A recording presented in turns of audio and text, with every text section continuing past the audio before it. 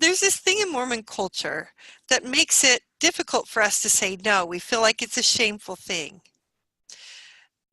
I say Mormon culture because it has nothing to do with the Church of Jesus Christ of Latter-day Saints. Many times in conference, we're counseled to do more service, to be anciently engaged in the work, or to go the extra mile. But we have to be careful about our time. Dr. Julie Hanks, who wrote a book called The Burnout Cure, says that many members of the church have a hard time saying no when it is appropriate and honest.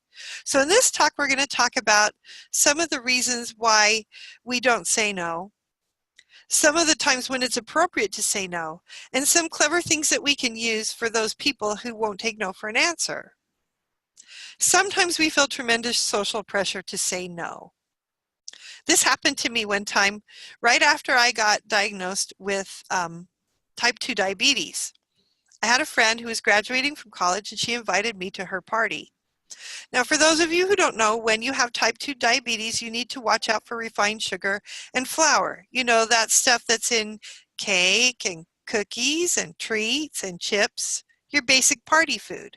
And I had been very good at avoiding these foods for a long time, and my friend knew it. So when I came to her party, she looked at me, and there was all this party food around. She looked at me, she pointed her finger at me, and she said, "You have to eat something." Well, I was mad. And I was also embarrassed. So I looked around, I found the smallest possible thing that would do the least amount of damage. I ate it and we left. Sometimes we're asked to do stuff that we don't feel comfortable with, that we don't want to do, or that's just inappropriate. But sometimes we say yes anyway. Why do we do that?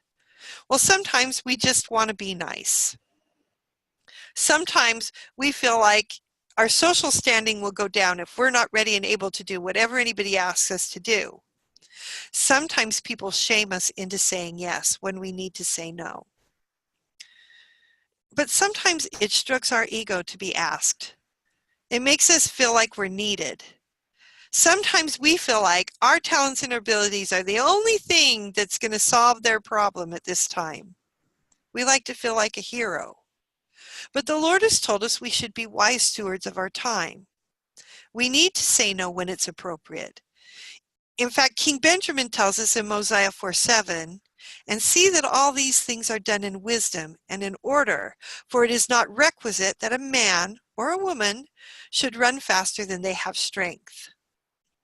We need to recognize that we can say no when a request doesn't fit into our timeline, when it takes us away from our family duties, when it's extreme, or even when it's just inconvenient.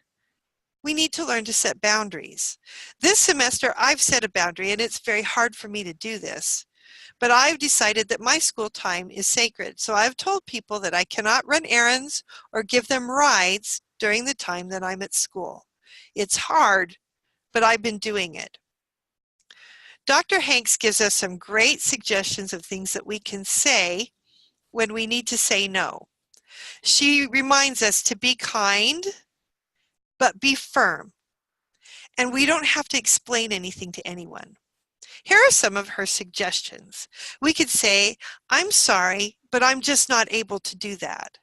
Or we could say, "That doesn't work for me right now." We could say, "I can't commit to that." Or even, "I'm sure you could find somebody else." Sometimes we could say, "I can't do that, but I could do this." And finally, we might just have to look at somebody and say, "Nope." So in this talk, we've talked about some of the reasons why we don't say no, some of the reasons why we should say no, and what to say when we need to say no. As a wise woman once said, we just need to put our tongue at the roof of our mouth, purse our lips, and say no.